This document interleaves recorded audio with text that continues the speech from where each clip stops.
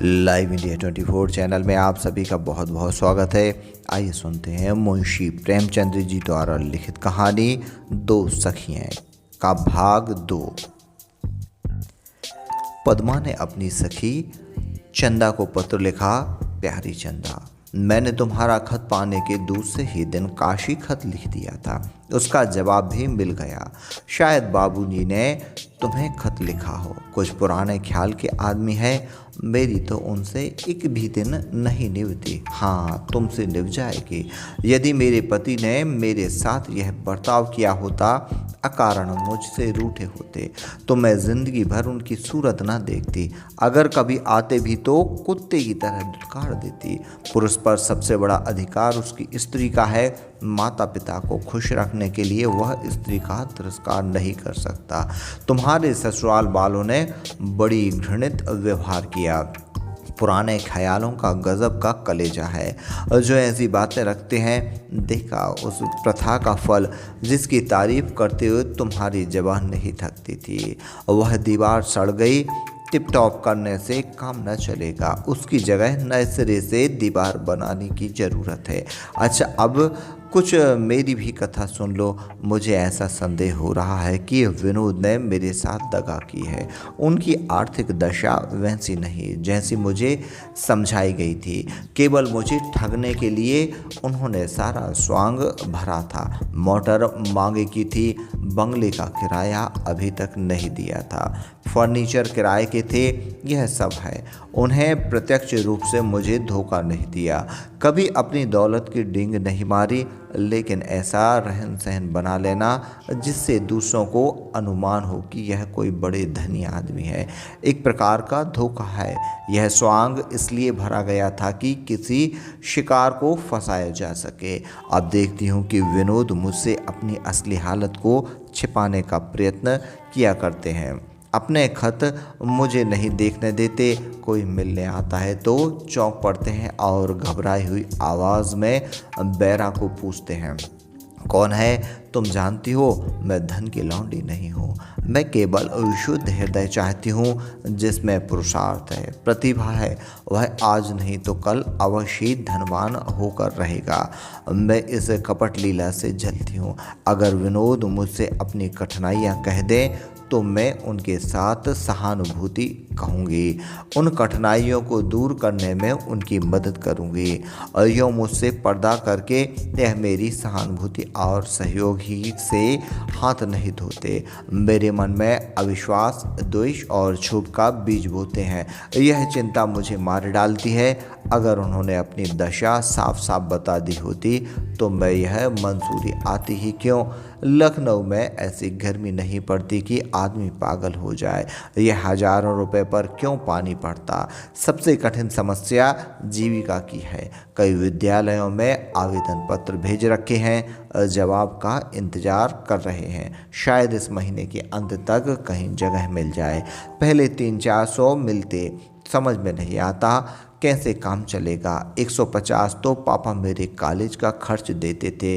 अगर 10-5 महीने जगह न मिली तो यह क्या करेंगे, यह फिक्र और भी खाए डालती है।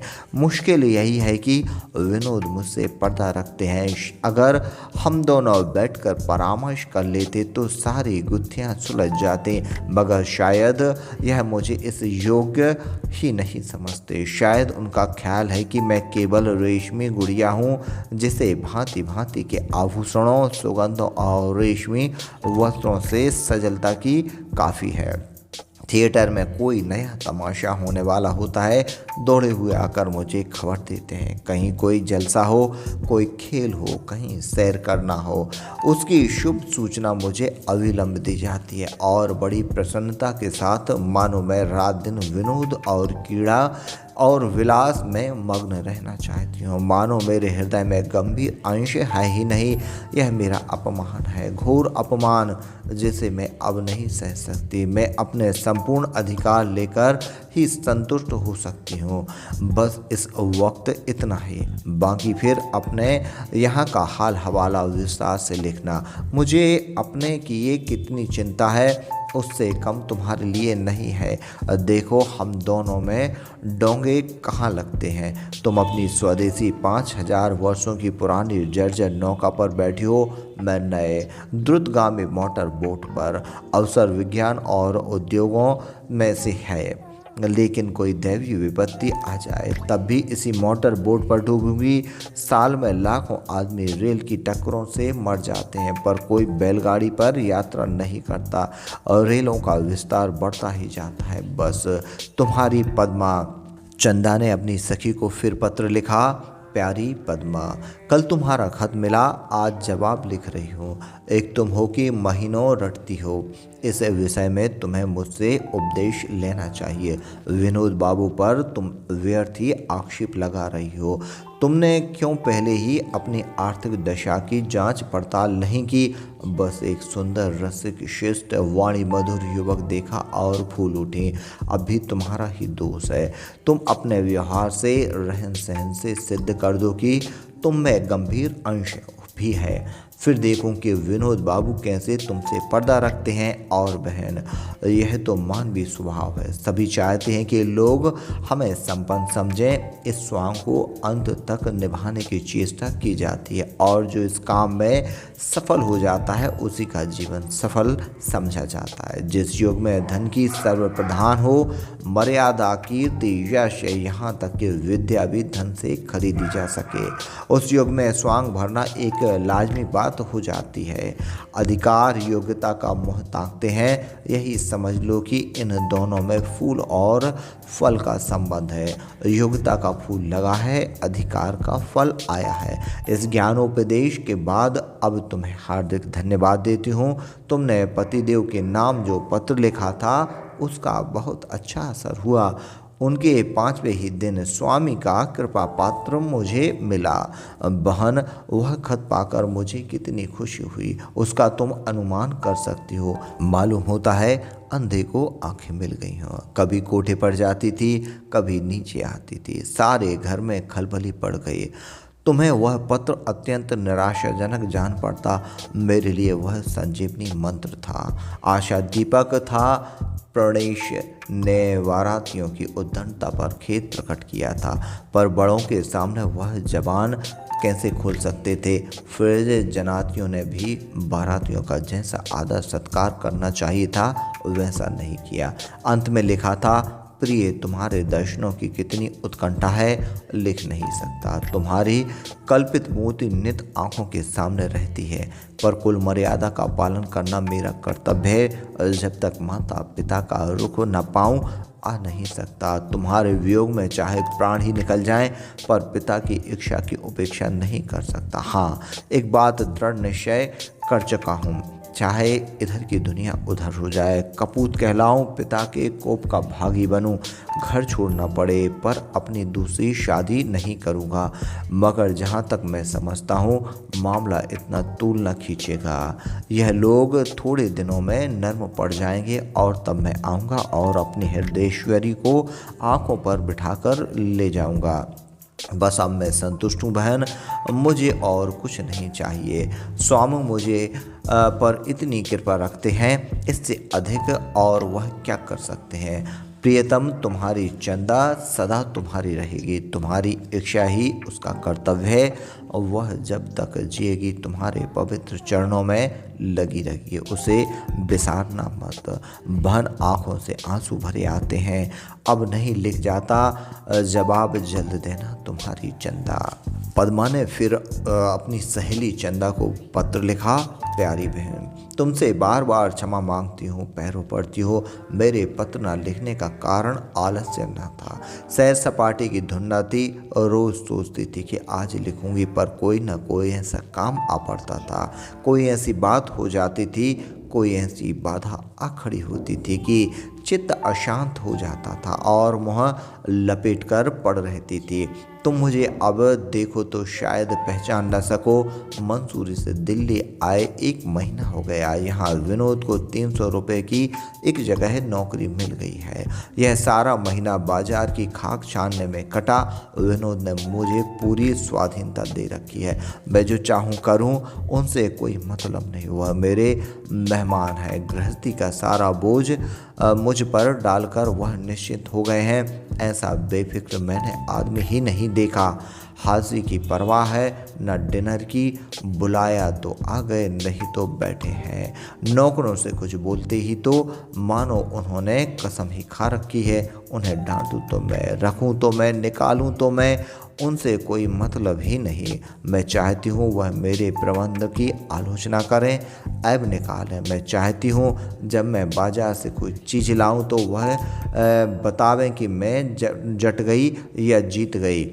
मैं चाहती हूँ महीने के खर्च का बजट बनाते समय मेरे और उनके बीच में खूब बहस हो, पर इन अरमानों में से एक भी पूरा नहीं होता। मैं नहीं समझती इस तरह कोई स्त्री कहाँ तक गृह प्रबंध में सफल हो सकती है। विनोद के संपूर्ण आत्मसमर्पण ने मेरी निज की जरूरतों के लिए कोई गुंजाइश ही नहीं रखी। अपने शौक को नीचे खुद खरीदार लाते बुरा लगता है। कम से कम मुझसे नहीं हो सकता। मैं जानती हूँ मैं अपने लिए कोई चीज़ लाऊं तो वह नाराज़ ना होंगे। नहीं, मुझे विश्वास है खुश होंगे। लेकिन मेरा जी चाहता है मेरे शौक श्रृंगार की चीज़ें वह खुद खरीद कर लाते हैं। उनसे लेने में जो आनंद है वह खुद जाकर लाने में नहीं। पिताजी अब भी मुझे 100 रुपये महीना देते हैं और उन रुपयों को मैं अपनी ज़रूरतों पर खर्च कर सकती हूँ। पर न जाने क्यों मुझे भय होता है कि कहीं विनोद समझें मैं उनके रुपए खर्च किए डालती हूँ। जो आदमी किसी बात पर नाराज़ नहीं हो सकता वह किसी बात पर खुश भी नहीं हो सकता। मेरी समझ में ही नहीं आता और वह किस बात से खुश और किस बात से नाराज़ होते हैं। बस मेरी दशा उस आदमी की सी है जो बिना रास्ता जाने इधर उधर भटकता फिरे। तुम्हें याद होगा हम दोनों को एक गणित का प्रश्न लगाने के बाद कितनी उत्सुकता से उसका जवाब देखती थी। जब हमारा जवाब किताब के जवाब से मिल जाता था तो हमें कितना हार्दिक आनंद मिलता था। मेहनत सफल हुई इसका विश्वास हो जाता था। जिन गणित की पुस्तकों में प्रश्नों के उत्तर न लिखे होते थे उनके प्रश्न हल करने की हमारी इच्छा ही न होती थी। सोचते थे मेहनत अकारण रही। मैं रोज़ प्रश्न हल करती हूँ पर नहीं जानती कि जवाब ठीक निकला या गलत। सोचो मेरे चित्त की क्या दशा होती होगी। एक हफ्ता होता है लखनऊ की मिस रिंग की भेंट हो गई। वह लेडी डॉक्टर है और मेरे घर बहुत आती जाती है। किसी का सिर भी धमका और मिस रिंग बुलाई गई। पापा जब मेडिकल कॉलेज में प्रोफेसर थे तो उन्होंने इन मिस रिंग को पढ़ाया था। उसका एहसान वह अब भी मानती हैं। यह उन्हें देखकर भोजन का निमंत्रण न देना अशिष्टता की हद होती है। मिस रिंग ने दावत मंजूर कर ली। उस दिन मुझे जितनी कठिनाई हुई वह बयान नहीं कर सकती। मैंने कभी अंग्रेजी के साथ टेबल पर नहीं खाया। उनके भोजन के क्या शिष्टाचार हैं उसका मुझे बिल्कुल ज्ञान नहीं। मैंने समझा था विनोद मुझे सारी बातें बता देंगे।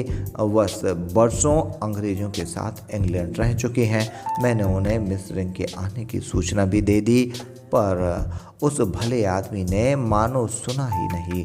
मैंने भी निश्चय किया मैं तुमसे कुछ ना पूछूंगी। यही ना होगा कि मिस रिंग हंसेंगी बला से। अपने ऊपर बार बार झुंझलाती थी कि कहाँ से मिस रिंग को भुला बैठी। पड़ोस के बंगले में कई हम्मी जैसी परिवार रहते हैं, उनसे सलाह ले सकती थी पर यही संकोच होता था कि ये लोग मुझे गवर्नेंस समझेंगे। अपनी इस व्यवस्था पर थोड़ी देर तक आंसू भी बहाती रही। आखिर निराश होकर अपनी बुद्धि से काम लिया। दूसरे दिन मिस रिंग आई। हम दोनों भी मेज पर बैठे। दावत शुरू हुई। मैं देखती थी कि विनोद बार बार झेंपते थे और मिस रिंग बार बार नाक सिकोड़ती थी, जिससे प्रकट हो रहा था कि शिष्टाचार की मर्यादा भंग हो रही है। मैं शर्म के मारे मरी जाती थी। बारे किसी भांति विपत्ति से टली। तब मैंने कान पकड़े कि अब किसी अंग्रेज की दावत ना करूंगी। उस दिन से देख रही हूँ विनोद मुझसे कुछ खिंचे हुए हैं। मैं भी नहीं बोल रही हूँ। वह शायद समझते हैं कि मैंने उनकी भद्द करा दी। मैं समझ रही हूँ कि उन्हें मुझे लज्जित किया। सच कहती हूँ चंदा, गृहस्थी कि इन झंझटों में मुझे अब किसी से हंसने बोलने का अवसर नहीं मिलता। इधर महीनों से कोई नई पुस्तक नहीं पढ़ सकी और विनोद की विनोदशीलता भी न जाने कहाँ चली गई। अब वह सिनेमा या थिएटर का नाम भी नहीं लेते। हाँ, मैं चलूँ तो वह तैयार हो जाएंगे। मैं चाहती हूँ प्रस्ताव उनकी ओर से हो, मैं उनका अनुमोद करूं। शायद वह पहले की आदतें छोड़ रहे हैं। मैं तपस्या का संकल्प करके मुख पर अंकित पाती हूँ। ऐसा जान पड़ता है अपने में गृह संचालन की शक्ति ना पाकर उन्होंने सारा भार मुझ पर डाल दिया है। मंसूरी में वह घर के संचालक थे। 2-2.5 महीनों में 1500 खर्च किए। वहाँ से लाए यह मैं अब तक नहीं जानती। पास तो शायद ही कुछ रहा हो, संभव है किसी मित्र से ले लिए हों। 300 रुपये महीने के आदमी ने थिएटर और सिनेमा का जिक्र ही क्या, 50 तो मकान ही के निकल जाते हैं। मैं इन जंजाल से तंग आ गई हूँ। जी चाहता है विनोद से कह दूँ मेरे चलाए यह ठेला ना चलेगा। आप तो 2-2.5 घंटा यूनिवर्सिटी में काम करके दिन भर चैन करें, खूब टेनिस खेलें, खूब उपन्यास पढ़ें, खूब सोएं और मैं सुबह से आधी रात तक घर के झंझटों में मरा करूं।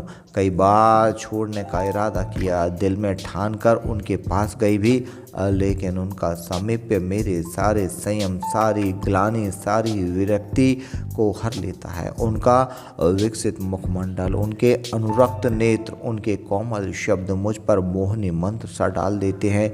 उनके एक आलिंगन में मेरी सारी वेदना विलीन हो जाती है। बहुत अच्छा होता अगर यह इतने रूपवान, इतने मधुरभाषी, इतने सौम्य ना होते। तब कदाचित मैं उनसे झगड़ बैठती, अपनी कठिनाइयाँ कह सकती। इस दशा में तो उन्होंने मुझे जैसे भीड़ बना लिया है, मगर मारा तो तोड़ने का मौका तलाश कर रही हूँ। एक तरह से मैं अपना आत्मसम्मान खो बैठी हूँ। मैं क्यों हर एक बात में किसी की अप्रसन्नता से डर सकती हूँ? मुझ में क्यों यह भाव नहीं आता कि जो कुछ मैं कर रही हूँ वह ठीक है? मैं इतनी मुखाक्षेप क्यों करती हूँ? इस मनोवृत्ति पर मुझे विजय पाना है, चाहे जो कुछ हो। अब इस वक्त विदा होती हूँ। अपने यहाँ के समाचार लिखना जी लगा है। तुम्हारी पद्मा।